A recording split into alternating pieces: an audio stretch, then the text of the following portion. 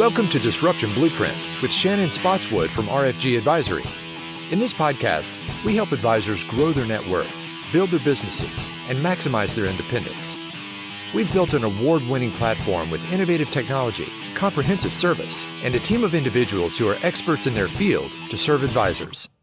Join us for this journey where we explore everything that has to do with running an independent advisor practice as we bring together successful advisors, industry experts, and innovative minds who are on the bleeding edge to challenge the status quo, foster new ideas, and create a path for advisors to unleash their growth potential. Now, on to the show. Welcome to another episode of Disruption Blueprint. Ed, it's so great to have you in the studio. Great to be here. Great to be back in the studio. So this episode is titled Independence, Inflection Points, and Making the Right Moves. Yeah, it's the topic, I think, of 2026. Where I want to start is the inflection point. And I went back through from one of our prior conversations, and that you said that 2026, it's nothing like being quoted like straight to your face, right? Like the fact checker says, yeah. You said that 2026 could be the most meaningful shift for wirehouse advisors. What do you think is different now that makes this moment so uniquely compelling for breakaway advisors? I think there are really three things that are driving this. I've been in this industry maybe 20, 25 years, and I think the independent RIA ecosystem, relatively new as far as in the last 15 to 20 years. But one thing I can say is every wirehouse advisor knows that this is a channel. It's an option that they can take advantage of. And so maybe 10, 15 years ago, that wasn't quite the case. But with the size of teams going, with the amount of teams going, with the success that those teams have had, I think every wirehouse advisor, when they look at their career opportunities and they look at where they might be best served, they see the independent and the RIA space specifically as a very viable path. And so I think that's number one, the first thing that's changed. Every advisor now knows that they can go ahead and do that. The second thing is technology. Yeah. I mean, in every industry now, we have so many opportunities on the technology side. It's just better, faster, quicker in the independent space than in big platform type firms. And so I think a lot of advisors are saying, how do I want to spend my time with clients? How do I want to spend my personal time? How can I use technology more effectively, more quickly, more efficiently? And they're seeing the independent space. The final, probably most important one is the ability to create enterprise value for themselves and their families in a really meaningful way. And so we're all so lucky to be in this industry. I mean, we're all privileged to be in this industry, and everyone in this industry does quite well. But if you think about the difference between being a small business owner, which is what a independent financial advisor is, versus a W-2 employee, it's night and day what you can do as far as enterprise value creation. Yeah. And I think that story is being very well told now in the industry. And a lot of advisors that say, I have another 10, 15 years in front of me. Why am I staying here when I can create multiples of value in the independent space? One, you and I are both like podcast junkies and data seeking junkies, and you can't turn left or right without bumping into some pretty interesting overarching commentary around AI. And one of the themes that I'm detecting in a lot of what I'm listening to and a lot of what I'm reading is that everyone is aware that we are in a moment in time of disruption and probably maximum disruption. And what surfaces in a disruptive period is that the advantage belongs to the entrepreneur.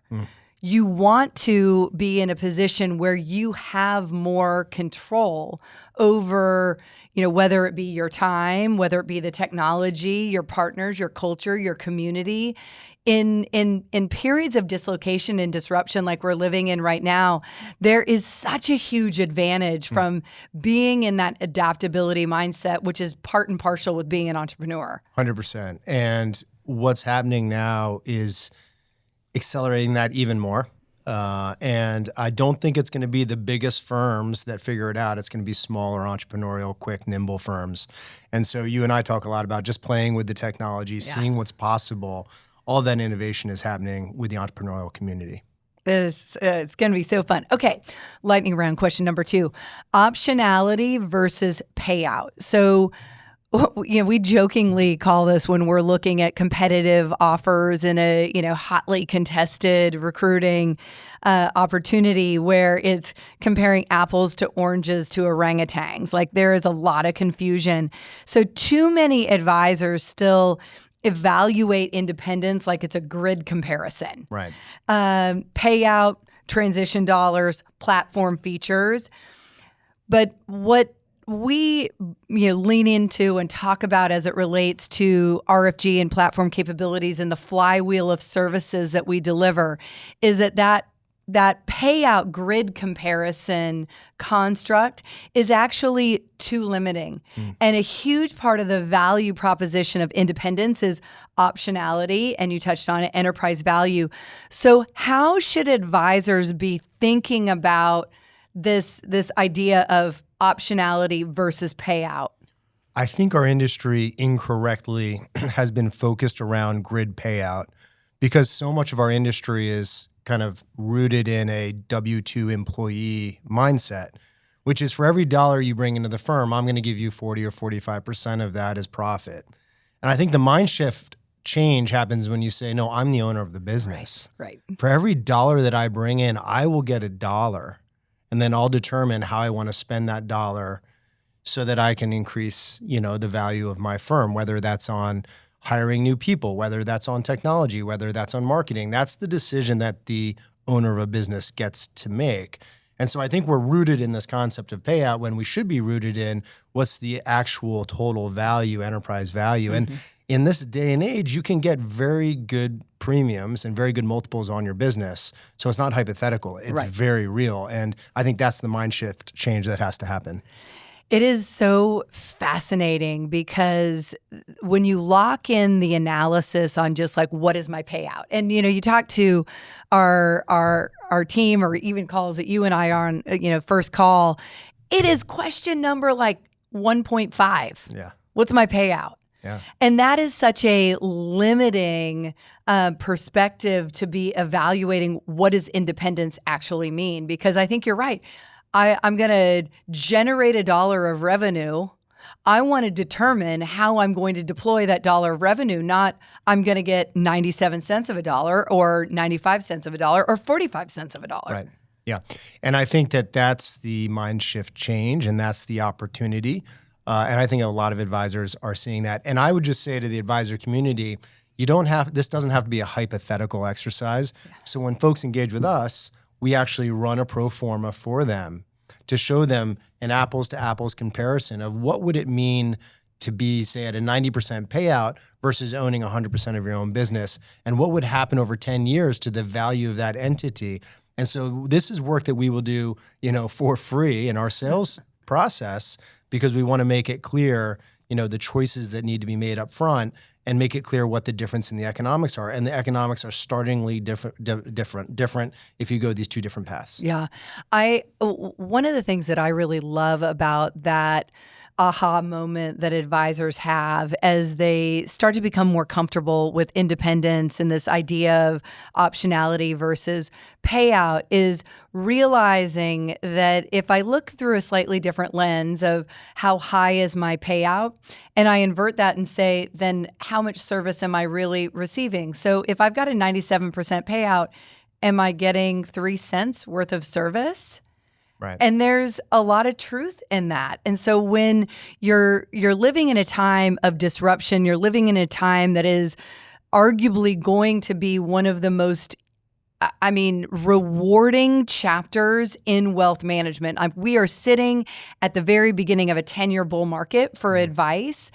So if I value my time so minimally that I am willing to accept all of this degraded service in order to maximize my payout, it's upside down. It's completely upside down. And you and I both know, and everyone knows, the firms that are giving you that high payout are making a lot of money on your practice. And so that's the payouts are very short for those firms. They're in these businesses to make money. So I would argue back to the opportunity is to create your own business, accrue much more of the value to yourself, and then, ultimately have a much better kind of lifestyle because you can allocate the revenue in your own firm however you see best.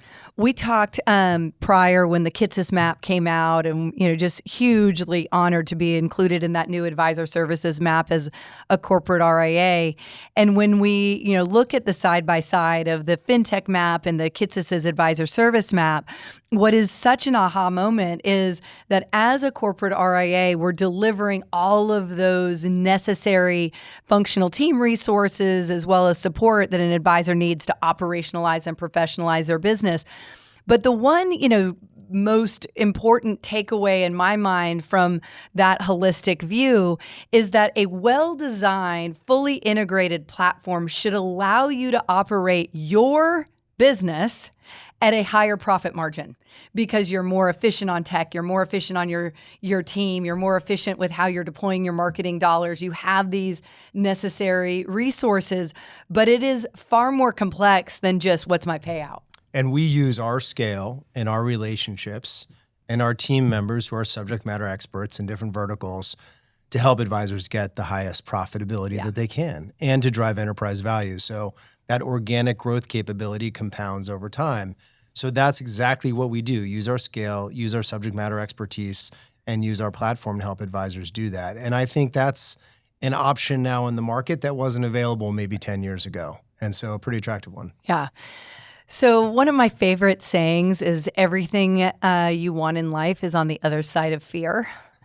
And I think that we are truly living in that moment right now where, the number one barrier to an advisor, whether they be IBD or Wirehouse or they're, in any of the models is I'm afraid.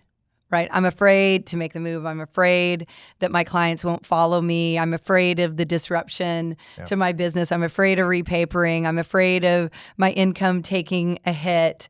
So next lightning round question, I've titled The Quiet Risk of Staying. Most advisors frame change as risky and staying put as safe. So risky is making a move, staying put is safe.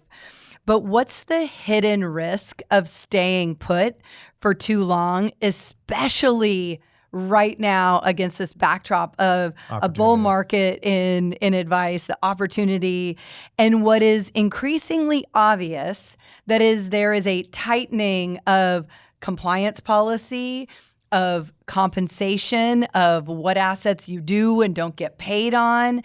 So it's constricting around you, but you view it as the safe choice. The risk of how you can do marketing, how you can use new technology. So let's just talk about first the facts, and then we'll go into the risks. The facts are when folks leave, say, a wirehouse environment or an independent broker-dealer environment, 95% of their advisor assets come across. That's just a fact in our industry. Yep. And they tend to come across very quickly, almost 100% in 3 months. And so the risk is pretty low, especially for the quality advisors. Their clients tend to be very excited for them. And so the first risk is you're going to have your business. We have a whole team of people that help in this process. It's not that risky to do that. The risk of staying is, what about leadership changes, at your firm? What about payout changes? What about the loss of ability to leverage technology effectively or marketing technology effectively? These are things that will lower your growth rates in your own business and will hurt your profitability and the enterprise value of the firm. So the risk of staying is that you are kind of slow boiling like a frog in a pot. And you don't even really know it, but around you things are changing. And there's a lot of talk at the Wirehouse too about payout and how much payout and what the private banks have done as far as compensation, base bonus, and salary. I would say one risk with all this technology coming is how do you, as a big firm, lessen or dilute the advisor-facing capability and tech enable as much as you can. Why? Because that doesn't give the advisor as much leverage, right, in the conversations around compensation. So I would say staying put, you risk that. Leaving, you have the opportunity to control your own destiny. It's that simple. It's your client base, it's your tech stack, your decisions. And so I would argue, I'm a little bit biased, it's a lot riskier to stay put than look for the absolute best solution for you and your clients long term. Yeah. I mean, that was kind of a drop the mic. I love that. I am obviously talking my own book and a big believer of independence. Like I'll stand on any soapbox any day of the week, but I also appreciate that there is a case for staying put and that independence isn't right for everyone. So what are the strongest reasons in your mind that an advisor should just stay where they are? Well, I think you can see this too. I can sometimes tell not everyone is built to be entrepreneurial. Right.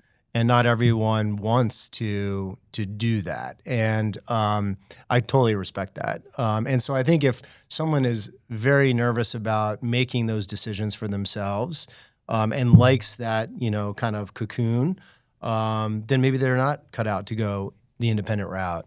The other scenario might be if you're later in your career and more towards the end of your career. And so it's easier path just to stay for the last 3 to 5 years. I would argue succession planning economics are not that good in the wirehouse environment. So if you have more than 5 years, you really should consider going because the deal you're going to get outside selling your small business, right, for some multiple of EBITDA and to get enterprise value is going to be much better deal than earned income inside a wirehouse in a W-2 model. So again, if you're at that point in your career where you really can't make the change, understood. But if you have more than 5 years and you want to do it, there are a lot of platforms like ours that can help you do it. I would say you take that jump. Yeah. Yep. All right. So you flagged this, cutting through the noise. So there are over 200 different affiliation models. RIAs, IBDs, consolidators, tuck-ins, aggregators, PE-backed platforms, corporate RIAs. Like, how does an advisor even begin to cut through the noise and make a strategic decision instead of either A, just accepting what seems like the best, richest offer or the loudest offer and just like cries uncle and like, uncle, whoever called me first? There are a lot of options now in the market. It's a very mature market. And so the subtle differences between different platforms and partners really does matter. So I would first say, as you would, do your homework. It's a big decision. I would say culture should matter in this decision because you really are partnering with a firm. And so that the people, the leadership, the culture, that's important. But start first with your vision. What do you want to do as an advisor? Where are you going? And then try to align it with a partner that's going to do that. I would say there's a lot of private equity money in the market for those that just want to sell. Yep. If you just want to sell, then there are a lot of buyers out there right now. And as we talked about earlier, you can get a higher multiple in the independent space than if you're in another captive environment. So if that's what you want to do, there are a lot of financial sponsors in the market to sell to. But if you want to grow for the next 10 years and you don't want to sell, even a minority, you don't want to do it quite yet, there are fewer platforms like ours that support the infrastructure and invest in people, technology, compliance, operations, and infrastructure to help you grow. And if at the end of the rainbow you want to sell and maximize your enterprise value, you should, right? That's great. But there are fewer platforms out there, just a word of caution, that invest in the hard work of platform building like ours, many more that just want to buy your practice and fold you into something else. Sail you into the sunset. Yeah. So when you think about that and putting together, what is my vision? What is on my, my pro-con list? What are on the top 5 things? Let's just run through it. Like, I think you're right. Number 1 is culture. Like, what makes you tick? Yeah. I mean, we spend so much time at work with the people that we work with. We rely on our partners. I've been in this industry 25 years. I've seen really great cultures, not great cultures. I think it makes a big difference. Yeah. I think there's an honesty there. There's a directness that should matter. So I think culture does matter. Culture. I would say number 2, and I think this is particularly important in the era that we're living in, this disruptive time, this AI, on the, not even on the horizon, like it's here, is your client experience is going to become your competitive differentiator. And the way that you demonstrate and amplify your client experience is through your brand. So I think on the very top of the list, if you want to have any kind of longevity, beyond 3 years, like, does that excite you? Do you want to build a brand? Do you have a clear idea in your mind of why your clients want to work with you and how you could deliver something that's exceptional on a client experience front? The facts show that those that have figured out what their segmentation strategy is, which is really a brand strategy, what segment of the market they're going after, they grow faster than the ones that are generalists to everybody. And when I'm talking to advisors who say are at the wirehouse and they want to go independent, they usually have a reason why. There's a business opportunity that they can't take advantage of where they are. And so they say, if I could do what I wanted to do and use the technology or the marketing capabilities I wanted to do, I could grow my book faster. Yeah. And when you hear that, that's like the perfect person to go. And I think a risk of staying, again, is that you can't utilize some of those new tools. So culture, CX, tech has got to be on the top of that list. You just hit on it. And I think it's such an important realization that tech is your time. Like tech is your time. Like how do you serve your either more clients or serve the beneficiaries within your client base or deliver all of the value add that clients are looking for, estate planning, tax planning, wellness planning, financial planning, obviously investment management. It's how do you leverage your time? How do you use technology to leverage your time? So tech has got to be on that list. I think number 4 on that list of if I'm creating all right, I've got to think through the top 5 things in making a decision about independence. I think number 4 is obviously economics. 100%. 100%. So in the full sales scenario, that is what it is, and you're looking for the highest bid. But in every other scenario, you're trying to weigh trade-offs of who can help me grow the fastest so that in the future I can sell, and who can help me grow while I'm waiting for that and building. And so the economics is, we talked a little bit about what's the take home and what's my organic growth. And then in some platforms like ours, maybe I sell a minority, but not a majority. Yep. And then I think the last piece of this that is just so fundamentally important on the list as we're creating. So what does the culture look like? What does the CX look like? What does the technology look like? What are the economics look like? And then number 5 is, what do you love? Like, this is such a noble profession, and advisors get upside down in managing their team and managing compliance and managing paperwork. And 60% of my time is spent on non-revenue generating activities. And what I find over and over and over again is that when you talk to an advisor, they're like, you know what I love to do?